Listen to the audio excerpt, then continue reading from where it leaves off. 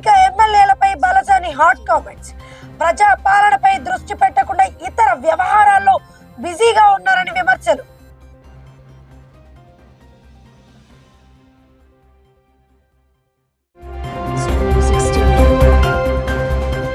Aqua రైతులకు unit విద్యుత్ కేవలం 1.50 పైసలకే. జీవో నంబర్ 57 విడుదలపై పాలకొల్లులో రైతు కృతజ్ఞతా సభ.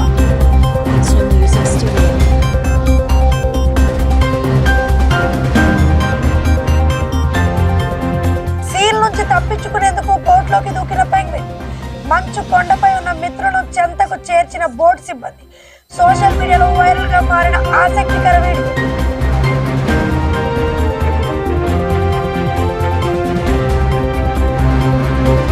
గుంటూరులో కేకరంపై టాస్క్ ఫోర్స్ మెరుపు దాడి. 29 జూదారులు అదుపులోకి. 23,77,120 నగదు స్వాధీనం. 27 సెల్ ఫోన్లు, ద్విచక్ర వాహనాలు కూడా స్వాధీనం. అసాంఘిక కార్యకలాపాలపై సౌమ్య నర్సింగ్ కాలేజ్ యాజమాన్యంపై విద్యార్థుల ఫిర్యాదు. కరెస్పాండెంట్ వేధిస్తున్నారంటూ ఎస్పీకి ఫిర్యాదు. పర్తిపాడు నియోజకవర్గ ఎమ్మెల్యే రామాంజనేయులపై బలసాని హాట్ కామెంట్స్ చేశారు. ప్రజా పాలనపై దృష్టి పెట్టకుండా ఇతర వ్యవహారాల్లో బిజీగా ఉన్నారని విమర్శించారు. ఎమ్మెల్యే రామాంజనేయులు గెలిచిన తర్వాత నియోజకవర్గంలో రోడ్లన్నీ అభివృద్ధి చేస్తారని హామీ ఇచ్చారని, అయితే ఆ హామీ ఎంతవరకు అమలైందో ప్రజలే చూస్తున్నారని ప్రశ్నించారు. పర్తిపాడు నియోజకవర్గంలో రోడ్ల పరిస్థితి చూస్తే గతంలో ఎలా ఉన్నాయో ప్రస్తుతం కూడా అలాగే ఉన్నాయని బలసాని అన్నారు. వర్షం పడితే ఈ రోడ్లపై కారైనా ఇతర వాహనాలైనా వెళ్లే పరిస్థితి ఉందా అంటూ ప్రశ్నించారు. నియోజకవర్గంలో 100 కోట్ల రూపాయలతో నిర్మిస్తున్నది ఆయుష్ ఆసుపత్రి కాదని, రీహాబిటేషన్ యోగా కేంద్రంగా మంజూరైందని బలసాని పేర్కొన్నారు. పర్తిపాడు నియోజకవర్గ కేంద్రంలో అన్ని సౌకర్యాలతో కూడిన ప్రాపర్ హాస్పిటల్ ఉందా అంటూ ప్రశ్నించారు. చంద్రబాబు తరాలో 3D ఫార్ములా చూపిస్తున్నారని ఎద్దేవా చేశారు. కూటమి ప్రభుత్వం అధికారంలోకి వచ్చిన తర్వాత పర్తిపాడు నియోజకవర్గంలో అసలు ఏం అభివృద్ధి జరిగిందో చెప్పాలని బలసాని ప్రశ్నించారు. కూటమి ప్రభుత్వానికి ప్రజలు ఖచ్చితంగా బుద్ధి చెప్తారని బలసాని వ్యాఖ్యానించారు. అందరికీ నమస్కారం. మా ప్రీతమ నాయకులు మాజీ ముఖ్యమంత్రి వర్యులు శ్రీ వైఎస్ జగన్మోహన్ రెడ్డి గారి యొక్క పిలుపు మేరకు డిఎస్సిపై జరిగినటువంటి అక్రమాలు ఏవైతే ఉన్నాయో ఆ అక్రమాల గురించి సిబిఐ విచారణ జరిపించాలని, అలాగే దీనికి బాధ్యత వహిస్తూ నారా లోకేష్ గారు తన యొక్క మంత్రిత్వ శాఖకి రాజీనామా చేయాలని, దీనికి సంబంధించి రిలే నిరాహార దీక్షలు అలాగే ఆఖరి రోజు ర్యాలీ అనేది నిర్వర్తించమని చెప్పి మా నాయకులు వారు చెప్పడం జరిగింది.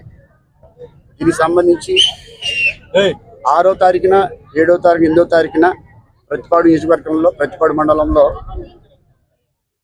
కార్యకర్తల సమక్షంలో అందరి సమ్మతితో, అలాగే ప్రజలు కూడా వచ్చున్నారు, చాలామంది స్టూడెంట్స్ వచ్చారు, యూత్ కూడా వచ్చున్నారు. చాలా దిగ్విజయంగా ఈ యొక్క రిలే నిరాహార దీక్షలు అనేది పూర్తి చేయడం జరిగింది. అలాగే అందులో భాగంగానే ఈరోజు 10వ తారీఖున ప్రతిపాడు నియోజకవర్గంలో, ప్రతిపాడు మండలంలో మల్లైపాలెం సెంటర్ నుంచి చూసుకున్నట్లయితే ఇక్కడి వరకు అంబేద్కర్ గారి స్టాచ్యూ వరకు భారీగా జనసంద్రం వచ్చి ఈ యొక్క నిరసనకు మద్దతు తెలిపారు. మేము ఒకటే చెప్తున్నాం, మేమేమి ఇందులో రాకెట్ సైన్స్ లేదనుకుంటే అనవసరంగా లోకేష్ గారిని నిందించాలనో లేదా కూటమి ప్రభుత్వాన్ని నిందించాలి ఆ మాటలను మేము మాట్లాడట్లా. మేమేం అడుగుతున్నామంటే, మీరు వచ్చిన తర్వాత కూటమి ప్రభుత్వం గద్దెనెక్కిన తర్వాత మొదటి సంతకం డిఎస్సి పైన పెడతానన్నారు, పెట్టారు. మెగా డిఎస్సి అని పెట్టారు. కాకపోతే అనుకోని విధంగా ఇది దగా డిఎస్సి అయిపోయింది. మీ దగా డిఎస్సిని ఎందుకు అంటున్నామంటే, మేము ఒకటే చెప్తున్నాం, డిఎస్సి పరీక్ష జరగాల్సిన విధానం ఏదైతే ఉందో అది విధానం, ఆ ప్రాతిపదిక ఏదైతే ఉందో అది ప్రాపర్గా జరగల. అంటే ప్రాపర్గా జరగలేదంటే ఏదైనా డిఎస్సి పరీక్షలు అనేది ఏంటంటే టెట్ ద్వారా ఎగ్జామ్ రాస్తారు. టెట్ ద్వారా ఎవరైతే క్వాలిఫై అవుతారో వాళ్ళు మెరిట్ లిస్ట్ బేస్ చేసుకొని based on the reservations or vertical and horizontal reservation whatever it may be దాని మీద పోస్ట్ ఇవ్వడం జరుగుద్ది. ఇది బేసిక్ ప్రక్రియ. ఆ ప్రక్రియలా జరగల. గతంలో స్పోర్ట్స్ కోటా 2% ఉన్నట్లయితే దాన్ని సడన్గా 3% చేసినటువంటి కూటమి ప్రభుత్వం. అది ఎందుకు చేసిందని మేము అడుగుతున్నాం. ఎందుకు చేసిందంటే సడన్గా జీవో నెంబర్ 4 47 జీవోని సడన్గా ఒకరోజు తీసుకొచ్చి 2 నుంచి 3% స్పోర్ట్స్ కోటా పెంచారు. ఎందుకు పెంచారు? ఫస్ట్ పాయింట్, ఎందుకు పెంచారు? పోనీ పెంచారు, పెంచిందేనా ఉన్నత ఉంచారా? దాన్ని మీరు అదే జీవోని ఏదైతే జీవోని వెంటనే రద్దు చేసి మళ్ళీ వెంటనే దాన్ని క్యాన్సిల్ చేసేసి మళ్ళీ అలాంటిది ఏం లేదు, అదంతా కాదు, మళ్ళీ పాత జీవోనే అని చెప్పేసి చెప్పడం జరిగింది. ఒక కూటమి ప్రభుత్వం బాధ్యత కలిగినటువంటి స్థానంలో ఉండే మంత్రి గారు, స్టాన్ఫర్డ్ యూనివర్సిటీలో చదువుకున్నటువంటి మంత్రి గారు, చదువులు తెలిసినటువంటి మంత్రి గారు అంటే చాలా ఆకతాయితనంగా, చాలా సరదాగా ఒక జీవం తెచ్చేయటం, దాన్ని తూర్చనటం, మళ్ళీ ఇంకో అది కాదు ఇది కాదని చెప్పేసి అనటం. అంటే ఎవరైతే ఈ యొక్క టెట్ ఎగ్జామ్ రాశారో, ఎవరైతే ఈ యొక్క డిఎస్సి పరీక్షలు రాసి ఉండి వాళ్ళ యొక్క ఉద్యోగాల కోసం వెయిట్ చేస్తున్నారో వాళ్ళ యొక్క జీవితాలంటే మీకు చాలా అంటే ఆషామాషిగా చాలా లైట్గా తీసుకున్నారు వాళ్ళ యొక్క లైఫ్ని. వాళ్ళ జీవితాలే కాకుండా వాళ్ళ ఎక్కడైతే చదువు చెప్పినట్టు పిల్లల భవిష్యత్తు ఉందో ఆ పిల్లల భవిష్యత్తు కూడాను మీరు లైట్గా తీసుకున్నట్టే. ఎందుకంటే మీరు స్పోర్ట్స్ కోటాలో చేర్చినటువంటిది యారో జీవో వచ్చి లాంచ్ చేశారు, జీవో అయిపోయిన తర్వాత జీవోని క్లోజ్ చేసే లోపలే మీరు దగ్గర స్పోర్ట్స్ కోటాలో 400 చిల్లర మందికి మీరు ఉద్యోగాలు ఇవ్వడం జరిగింది. అది ఏ రూపాన్ని ఇచ్చారు? మీరు చూసుకున్నట్లయితే సడన్గా యూనివర్సిటీ నుంచి సర్టిఫికేట్ తీసుకొచ్చారు, సర్టిఫికేట్స్ తేగానే ఆ సర్టిఫికేట్లు బేస్ చేసుకొని ఉద్యోగాలు ఇచ్చారు. ఎవరైనా అడిగితే గేమ్ ఆడితే ఇస్తారు, లేదనుకుంటే స్పోర్ట్స్ కోటా అంటే పక్కాగా ఈటీలు ఉంటారు, చక్కగా వాళ్ళు మెయిన్ గేమ్స్ ఏమైతే ఉంటాయో అలాంటి గేమ్స్ మీద పెట్టకోకుండా వీళ్ళని జస్ట్ ఒక యూనివర్సిటీ తట్టు వాళ్ళ అనుబంధ సంస్థలు ఉన్నటువంటి యూనివర్సిటీ ద్వారా వాళ్ళకి సర్టిఫికేట్ తీసుకొచ్చి దొడ్డిదారిన 411 ఉద్యోగాలు అనేది ఇవ్వటం జరిగింది. ఇదే విషయంలో ఇంకొకటి ఉంది, ఇంకో డౌట్ ఏంటంటే ఇలా జరిగింది, అవతాకులు జరిగినాయి కదా. అవతాకులు జరిగిన తర్వాత ఎవరైతే స్పోర్ట్స్ కోటాలో ఉద్యోగాలు తీసుకొని ఇంకోటి లేదంటే ఈ యొక్క డిఎస్సి పరీక్షల్లో డిఎస్సి ఉద్యోగాలు ఎవరికైతే రావాలనుకున్నారో వాళ్ళు ఫోన్ నెంబర్లో వాళ్ళ యొక్క ఫోన్ డిస్ప్లేలో గవర్నమెంట్ ఆఫ్ ఆంధ్రప్రదేశ్ అని ఉన్నటువంటి డిస్ప్లేలో వాళ్ళు మాట్లాడడం జరిగింది. ఒక్కొక్క ఉద్యోగం దగ్గర 15 లక్షల నుంచి 20 లక్షల రూపాయలకి అది అమ్మటం జరిగింది. దాని గురించి మేము ఎవరు అడుగుతుంటే మీ దగ్గర ఆల్రెడీ ఫోన్ నెంబర్స్ ఉన్నాయి, ఎవరైతే ఆడియో కాల్ మాట్లాడారో దాని డిస్ప్లే తాలూకా వీడియోస్ ఉన్నాయి, అన్నీ కూడా మీరు చెప్పడం జరిగింది. దాన్ని మీరు బాధ్యత ఏం తీసుకున్నారు? ఆ బాధ్యత తీసుకోపోగా మరీ ముఖ్యంగా టీఆర్టీ అనేటువంటి సంస్థకి ఇవ్వడం ద్వారా అది ప్రాపర్గా ఏదైతే చాలా ప్రాపర్గా జరగాలన్నటువంటి ఎగ్జామినేషన్స్ కానీ ఎగ్జామినేషన్ కంట్రోల్ కానీ ఏదైనా కానీ ఎగ్జామినేషన్ పేపర్ కానీ ప్రాపర్గా జరగల. అసలు డిజిటల్ లాక్ అనేది ఎవరి దగ్గర ఉంది? డిజిటల్ లాక్ అనేది చాలా క్వశ్చన్ పేపర్ డిజిటల్ లాక్ ఏదైతే ఉంటుందో చాలా భద్రంగా ఉండాల్సిన విషయం. ఆ డిజిటల్ లాక్ విషయంలో మీరు ఎంత జాగ్రత్త పడ్డారు? ఎందుకు మీరు జాగ్రత్త పడలేదు అనడానికి రీజన్స్ ఏంటంటే అదే అవుట్ సోర్సింగ్లో జాబ్ చేస్తున్నటువంటి నవీన్ అనేటువంటి వ్యక్తి ఎవరైతే ఉన్నారో ఆ నవీన్ అనేటువంటి వ్యక్తికి ఫస్ట్ ర్యాంక్ వచ్చింది. ఇది నిజమా కాదా? ఇది నిజమా కాదనుకుని మీరు ప్రూవ్ చేయండి. మళ్ళీ మీరు ఏదైతే విషయాన్ని మీరు తీసుకొచ్చామో ముందుకి ఇలాగ ఫస్ట్ ర్యాంక్ వచ్చింది అవుట్ సోర్సింగ్ పర్సన్కి నవీన్ అనే వ్యక్తికి అని చెప్పి అన్నప్పుడే వెంటనే మళ్ళీ అతన్ని లిస్టులో నుంచి తొలగించడం జరిగింది. ఇది ఎంతవరకు సబబు? సరే, అది తొలగించారా లేదా అన్నది మీరు ప్రూవ్ చేసుకోవాలా. మీరు ఇవన్నీ కూడాను ఏదైతే మేము చెప్తున్నామో మా డౌట్స్ ఏవైతే ఉన్నాయో మా డిమాండ్స్ ఏవైతే ఉన్నాయో ఈ యొక్క 5 వాటికి ఏదైతే మేము అడుగుతున్నామో మా డౌట్లు ఏవైతే ఉన్నాయో మీరు దీనికి సమాధానం చెప్పమని అడుగుతున్నాం. పోనీ మీరు చెప్పడానికి ఇష్టపడలా, ఎందుకంటే మీరు తప్పు చేయలేదని మీరు అనుకుంటున్నారు. ఎందుకంటే మీరు చేసిన అన్ని ఒప్పులే, ఇప్పటివరకు వచ్చిన దగ్గర నుంచి అన్ని ఒప్పులే చేశారు కాబట్టి ఇది కూడా ఒప్పుల్లోకి వెళ్ళుద్ది. కాబట్టి మీరు చేసిన అన్ని కూడాను ఒప్పుల్లో ఉన్నాయి, కానీ మాకేది తప్పుల్లో ఉన్నాయి. ప్రజలు ఇదంతా కూడా గమనిస్తున్నారు. కూటమి ప్రభుత్వాన్ని ఇప్పుడే హెచ్చరిస్తున్నాం. చంద్రబాబు నాయుడు గారు ఫస్ట్ ఆఫ్ ఆల్ మిమ్మల్ని నమ్మి ఎవరైతే ఓట్లు వేశారో ఈ ఓటకు హామీలతో ఓట్లు వేశారో వాళ్ళు మిమ్మల్ని నుంచి ఏదో కోరుకొని వేశారు, కానీ ఇది మీ నుంచి ఆశిస్తున్నటువంటి యొక్క పాలన అయితే కాదు. ఎందుకంటే మీ పుత్రుల వారికి నారా లోకేష్ గారికి మీరు మంత్రిత్వ శాఖ కట్టబెట్టారు. దానికి బాధ్యత వహిస్తూ ఏదైనా హుందాతనంగా అరే నిజంగా ఇందులో ఏం జరిగిందో జరిగి ప్రూవ్ అయ్యేదాకా అట్లీస్ట్ ఏదైతే మీ సిబిఐ విచారణ అని చెప్తున్నామో ఆ సిబిఐ విచారణ జరిగి మీరు మీరేం జరగలేదు, మీరు నిజాయితీ పరులు అని చెప్పి మీరు క్లీన్ చిట్ ఇచ్చేంత వరకు మీ యొక్క మంత్రిత్వ శాఖకి ఎందుకని మీరు రాజీనామా చేయట్లా? అట్లీస్ట్ టెంపరీగా చేయండి, మీరు ప్రూవ్ చేసుకోండి. లేదు ఇతను కరెక్ట్గా ఉన్నాడు, పర్ఫెక్ట్ పర్సన్, ఇతను మిల్క్ బాయ్, నో డౌట్, నేను క్లీన్ చిట్ ఇచ్చేసామని చెప్పంటే మళ్ళీ మీ యొక్క మంత్రిత్వ శాఖలో ఉండండి. ఎవరొద్దన్నారు? మీరు అది చేయకపోగా మీరు చేసేది తప్పు, ఇది కావాలని చేస్తున్నారు. 16,000 మందికి మీరు ఉద్యోగాలు ఇచ్చారబ్బా, మీరు 16,000 మందికి ఇచ్చారు, ఆల్రెడీ ఉద్యోగాలు చేసుకున్నారు. ఇది కావాలని వైఎస్ఆర్ కాంగ్రెస్ పార్టీ చేస్తుంది అంటున్నారు. మేము ఒకటే అడుగుతున్నాం, మీరు మళ్ళీ ఓపెన్ ఛాలెంజ్ చేస్తున్నాం. మేము గట్టిగా చెప్తున్నాం, గట్టిగా నమ్మేది ఒకటే, 16,000 మంది ఎవరికైతే మీరు ఉద్యోగాలు ఇచ్చారో ఆ లిస్ట్ ప్రాపర్గా మొత్తం లిస్ట్ బయట పెట్టండి. మీరు ఎవరెవరికి ఇచ్చారు, ఎలా ఇచ్చారు, ఏ దొడ్డిదారిని ఇచ్చారు అనేది మొత్తం మేము బయట పెడతాం. మీకు ఆ దమ్ము ఉంటే మీరు ఆ డిస్ప్లేలు పెట్టండి 16,000 మందిని. మళ్ళీ రీసెంట్గా కూడా ఇంకొక 400 మందికి కూడాను మళ్ళీ డిఎస్సి దానికి మళ్ళీ ఓపెన్ చేయడం జరిగిందని ఉన్నాం. మళ్ళీ తర్వాత కూడా ఇది కవర్ చేయడానిక, మీరు చేసినటువంటి తప్పులు కవర్ చేయడానికి మళ్ళీ ఇది ఓపెన్ చేశారా, లేదనుకుంటే ఇంకొక తప్పు ఇంకొక స్కాన్ చేయడానికి ఇది ఓపెన్ చేశారా అన్నది అది కూడా తెలియాల్సిన విషయమే. అది కూడా కూటమి ప్రభుత్వం సమాధానం చెప్పాలా. మేము ఒకటే డిమాండ్ చేస్తున్నాం, మేమేమి బురద చల్లట్లేదు. డిఎస్సి పరీక్షలో జరిగినటువంటి ఏవైతే అక్రమాలు ఏవైతే ఉన్నాయో అది వెంటనే సిబిఐ విచారణ జరిపించాలా. సిబిఐ విచారణ జరిగేంత వరకు నారా లోకేష్ గారు దీనికి బాధ్యత వహిస్తూ హుందాగా మెచ్యూర్డ్గా ఆయన యొక్క మంత్రిత్వ శాఖ నుంచి పక్కకు తొలగి మళ్ళీ క్లీన్ చిట్ కావాలనుకుంటే జాయిన్ అవ్వమని చెప్పడం మాకు ఎలాంటి అభ్యంతరాలు లేవు. అలాగే ఏదైతే ఈ కూటమి ప్రభుత్వం ఇప్పటి వరకు ఎన్నో కూటమి హామీలు ఇచ్చి ఎన్నో ప్రజలను మోసం చేస్తున్నారో, మరి ముఖ్యంగా చెప్పాలంటే విద్య విషయంలో ఈ యొక్క కూటమి ప్రభుత్వం చేసినటువంటి పన్నాగాలు అన్నీ కాదు. వసతి దీవెన అన్నారు, అది ఎగ్గొట్టారు.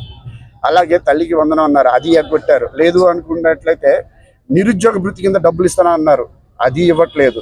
దగ్గర ఈరోజు చూసుకున్నట్లయితే కూటమి ప్రభుత్వం ఉన్న బకాయిలు, ప్రజలకి పథకాల ద్వారా చెందాల్సిన బకాయిలు 9,500 కోట్ల రూపాయలు ఉన్నాయి. ఈ 9,500 కోట్ల రూపాయలు వెంటనే చెల్లించాలని ఈ కూటమి ప్రభుత్వాన్ని డిమాండ్ చేస్తున్నాం. అలాగే ఏదైతే మీరు ఇచ్చినటువంటి పథకాలు అవన్నీ కూడాను అమలులోకి తీసుకొచ్చి రానున్నటువంటి 2 సంవత్సరాల్లో కూడాను ఈ యొక్క పథకాలను కంటిన్యూ చేయాలని చెప్పి ఈ యొక్క కూటమి ప్రభుత్వాన్ని డిమాండ్ చేస్తూ ఈ యొక్క దీనికి బాధ్యత వహిస్తూ డిఎస్సికి బాధ్యత వహిస్తూ నారా లోకేష్ గారు వెంటనే రాజీనామా చేయాలని చెప్పి వైఎస్ఆర్ కాంగ్రెస్ పార్టీ కార్యకర్తల నుంచి నాయకులు అందరం కూడాను డిమాండ్ చేస్తున్నాం. ఇలా కాని పక్షంలో మీరు కానీ ఇలా కాకుండా మేము చేసినా మమ్మల్ని ఎవరు ఆపలేరు, మమ్మల్ని ఆపేవాడు ఎవరు లేరు, మీరు ఏం చేసినా కానీ చెల్లుబాటు అవుతుందని మీరు అనుకున్నారేమో. రేపటి రానున్న రోజుల్లో వైఎస్ఆర్ కాంగ్రెస్ పార్టీ 200% 2029లో ఎట్టి పరిస్థితుల్లో గద్దెనెక్కుద్ది, గవర్నమెంట్ వస్తామో ఆ రోజు మీరు చేసినటువంటి కూడాను మీకులాగా చెయ్యము. ఈ రెడ్ బుక్ రాజ్యాంగాలు ఇవన్నీ మాకు మేము చెయ్యము. మేము ప్రాపర్గా లీగల్గానే త్రూ ప్రాపర్ ఛానల్ లీగల్గానే మీ పైన యాక్షన్ తీసుకుంటామని చెప్పి హెచ్చరిస్తూ సెలవు తీసుకున్నాను. Thank you. వర్గాల్లో నియోజకవర్గాలు ఎక్కడో చోట ప్రతి నియోజకవర్గంలో, ప్రతి పల్లెల్లో, ప్రతి గ్రామంలో ఎక్కడో చోట ఇలాంటి సంఘటనలు చాలా జరిగినాయండి. కానీ ఏంటంటే ఈ రెడ్ బుక్ రాజ్యాంగం పేరు పెట్టుకొని ఇక్కడ వీళ్ళు ఎలా తయారైపోయారంటే, ఇక కూటమి ప్రభుత్వం వాళ్ళు మమ్మల్ని అడిగేవాడు ఎవరు లేడు, మేమేం చేసి మేము ఆడింది ఆట పాడిందే పాట, మమ్మల్ని ఎవరు అడుగుతారు, ప్రజలది ఏముంది, వాళ్ళకి మళ్ళీ ఆ టైం మేము పథకాలు ఇస్తామని చెప్పి అంటాము, దీనికంటే పథకాలు ఇచ్చి మోసం చేస్తాము, మళ్ళీ మాకు ఓట్లు వేస్తారు, లేదనుకుంటే మా దగ్గర అందరూ కూడా బిజినెస్ పీపుల్ ఉన్నారు, అవసరమైతే ఓట్లు కొనుక్కుంటాము, లేదనుకుంటే ప్రజల్ని కేసుల ద్వారా బెదిరిస్తాము, ఏదో విధంగా చేసి మళ్ళీ మేము గద్దెనెక్కి ఎక్కేయగలమనేటువంటి భ్రమలో ఉన్నారే తప్ప నిజంగా చూసుకోండి మొదటి నుంచి కూడా ఎంతమందికి అంటే రేపులు చేస్తున్నారు, ఆడపిల్లలు వచ్చి షాప్ పెడుతున్నారు, జనసేన పార్టీలో ఉన్నారు, టీడీపీ పార్టీలో ఉన్నారు, అన్ని కూటమి ప్రభుత్వం ఉన్నటువంటి పార్టీల వాళ్ళందరూ కూడా ఏమి చేసినా కానీ అసలు పోలీసు వాళ్ళు ఎఫ్ఐఆర్ తీసుకోవడానికి అసలు ముందుగా రావట్లా. అసలు పోలీసు వాళ్ళు ఎఫ్ఐఆర్ తీసుకోవాలనుకుంటే అది తీసుకోవట్లా. ఎందుకు తీసుకోవట్లేదు అంటే మేము త్రూ కోర్టు ద్వారా వెళ్తే కానీ అవుతుంది తప్ప పోలీసు వాళ్ళు పూర్తిగా కూడాను కూటమి ప్రభుత్వానికి తొత్తులుగా మారిపోయారు. వాళ్ళైతే మటుకు వాళ్ళు కూడా నిజం చెప్పాలనుకుంటే పసుపు చొక్కాలు వేసుకుని వాళ్ళు కూడా తిరిగితే బాగుంటుంది అనిపిస్తుంది తప్ప నిజంగా న్యాయం చేద్దాం, ప్రజలకు మనం వచ్చాం, బాధ్యత ఉన్నటువంటి యొక్క ఉద్యోగంలో ఉన్నాం, న్యాయం చేద్దాం అని చెప్పి పోలీసు వారు అస్సలు లేరు. వాళ్ళు అసలు సహకరించడం కానీ ప్రజల పట్ల ఏదైతే కష్టాలు మేము అంతేందుకు మా ప్రతిపాడు నియోజకవర్గంలోనే మీకు వెరీ ఫస్ట్ జరిగినటువంటిది మన నందిపాడు గ్రామం అనుకుంటా. నందిపాడు గ్రామంలో మొదటి రోజు ఆ కుర్రవాడిని మంగళ కుర్రవాడిని చంపేసేసారు. నైట్ ఈవినింగ్ తీసుకెళ్ళి వచ్చి చంపారు. దానికి ఇంతవరకు కూడా మేము ఫైట్ చేస్తే ఇంతవరకు అతను న్యాయం చేయలేదు. అలాంటి అప్పటి నుంచి కూడా కూటమి ప్రభుత్వం వచ్చిన తర్వాత నుంచి చాలా మంది మీద అత్యాచారాలు చేశారు, చంపేస్తున్నారు, నరికేస్తున్నారు. ముఖ్యంగా చెప్పాలనుకుంటే స్త్రీలకు రక్షణ అయితే లేదు. ఇది 200% నిజం. మేము ఉన్న ప్రభుత్వంలో స్త్రీల పట్ల అసలు మేము ఎంత జాగ్రత్త పడి పోలీస్ కేసులు కానీ ఏదైనా విషయంలో కానీ ఆ రోజులు వాళ్ళకి స్త్రీలకు రక్షణ ఉండేది. ఈ రోజు స్త్రీలకు రక్షణ లేదు. అసలు సగటు మానవుడికే మనిషికే ఈ యొక్క ఆంధ్రప్రదేశ్ కూటమి ప్రభుత్వంలో అసలు రక్షణ అనేది లేకుండా పోయింది.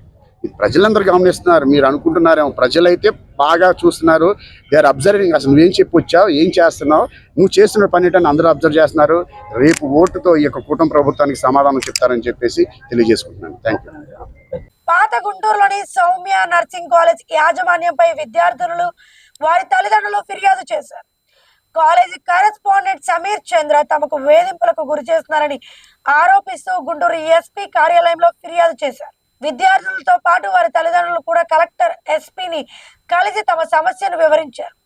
కాలేజీ కరెస్పాండెంట్ సమీర్ చంద్ర అసభ్య పదజాలంతో తమను వేధిస్తున్నారని విద్యార్థులు ఆరోపించారు.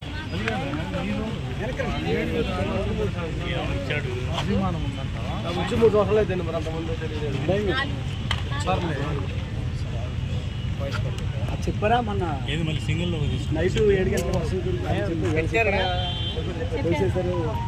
ఆటో వచ్చిన పంపించలేదు. అదే మెయిన్. ఏడాది ప్రారంభంలో ఒంటరిగా నడుచుకుంటూ వెళ్ళిన ఓ పెంగ్విన్ వీడియో సోషల్ మీడియాలో వైరల్ అయిన విషయం గుర్తుందా?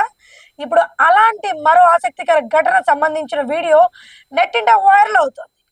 సీల్ నుంచి తప్పించుకునే క్రమంలో ఓ పెంగ్విన్ అక్కడే ఉన్న ఓ బోట్లోకి దూకింది. ఒక్కసారిగా బోట్లోకి వచ్చిన పెంగ్విన్ ను చూసి అందులో ఉన్నవారు ఆశ్చర్యపోయారు. అయితే పెంగ్విన్ ను తిరిగి దాని మిత్రులు ఉన్న మంచుకొండ వద్దకు చేర్చాలని వారు నిర్ణయించుకున్నారు. పెంగ్విన్ ని సురక్షితంగా మంచుకొండపైకి చేర్చి దాని మిత్రుల వద్దకు పంపించారు. ఈ ఆసక్తికర దృశ్యాలను అక్కడున్న వారు వీడియోగా చిత్రీకరించి సోషల్ మీడియాలో షేర్ చేయడంతో ప్రస్తుతం ఈ వీడియో వైరల్ గా మారింది.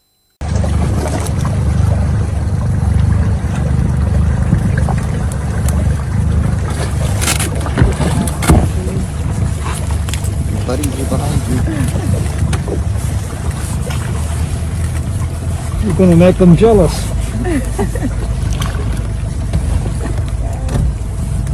Curbside service. Come on, boy, you can do it. Good boy. Good boy. Woo! So cute. Boy, thank you. గుంటూరులో పేకాట స్థావరాలపై టాస్క్ ఫోర్స్ పోలీసులు మెరుపు దాడి చేశారు. నల్లపాడు పోలీస్ స్టేషన్ పరిధిలోని ఓ గెస్ట్ హౌస్ లో నిర్వహిస్తున్న పేకాట శిబిరంపై దాడి చేసి 29 మందిని అదుపులోకి తీసుకున్నారు.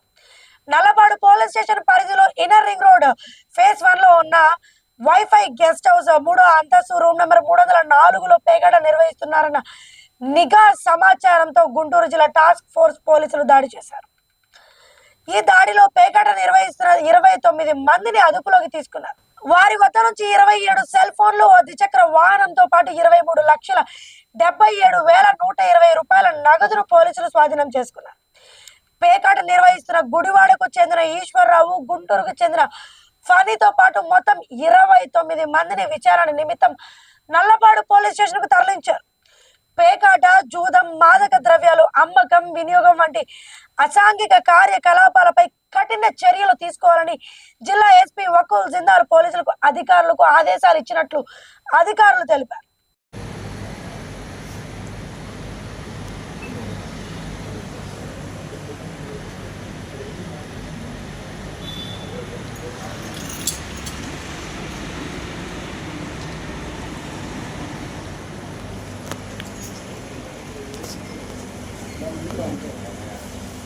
ఆక్వా రైతులకు యూనిట్ విద్యుత్ కేవలం ₹50 అందించేలా ప్రభుత్వం జీవో నెంబర్ 57 విడుదల చేయడంపై పాలకొల్లో రైతు కృతజ్ఞత సభ ఘనంగా జరిగింది. పశ్చిమ గోదావరి జిల్లా పాలకొల్లో జరిగిన ఈ సభలో మంత్రులు కింజారావు, అచ్చెన్నాయుడు, నిమ్మల రామనాయుడు, గొట్టిపాటి రవికుమార్, ఉప సభాపతి రఘు రామకృష్ణం రాజుతో పాటు పలువురు ఎమ్మెల్యేలు, ప్రభుత్వ పెద్దలు, ఆక్వా రైతులు పాల్గొన్నారు. గుడివాడ ఎమ్మెల్యే వెనిగండ్ల రాము, ఏపీఎస్డబ్ల్యూ చైర్మన్ రవి వెంకటేశ్వరరావు, గుడివాడ ప్రాంతానికి చెందిన ఆక్వా రైతులు ప్రత్యేకంగా సభలో పాల్గొన్నారు. సభకు ముందు పాలకొల్లు ప్రభుత్వ అతిథి గృహంలో మంత్రులు, ఎమ్మెల్యేలతో గుడివాడ ఎమ్మెల్యే రాము సమావేశమై నియోజకవర్గ సమస్యలపై చర్చించారు. అనంతరం సభలో మంత్రి నిమ్మల రామనాయుడు ప్రభుత్వంలో విడుదల చేసిన జీవో నెంబర్ 57ను చదివి వినిపించారు. ఈ సందర్భంగా మంత్రులు, ఎమ్మెల్యేలు జీవో పత్రాలను సభాముఖంగా ప్రదర్శించారు. ఆ జీవో నెంబర్ 57 మీ అందరూ కూడా గట్టిగా తప్పకుండా అక్షరాలలో ఈ ప్రభుత్వానికి తెలియజేసుకుంటూ ఉన్నాం. Chairman DCM west Godavari, Shri Chukki Nagaraju గారు చైర్మన్ గ్రంథాలయ board west Godavari, Shri Mudugupudu Govindarao Janasena parliamentary president Shrimati Ayinaparthi Shri. ఈ వార్తలు ఇంతటితో సమాప్తం. చూస్తున్నాను న్యూస్ సిటీ.